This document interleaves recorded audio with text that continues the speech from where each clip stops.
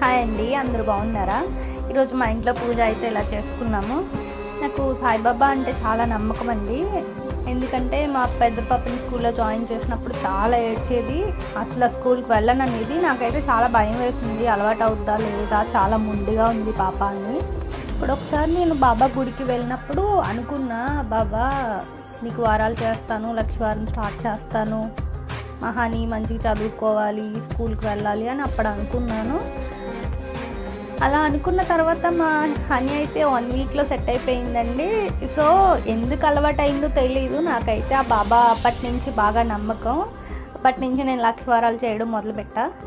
అదే టైంలో షిరిడి కూడా వెళ్ళామండి మేము అనుకోకుండా.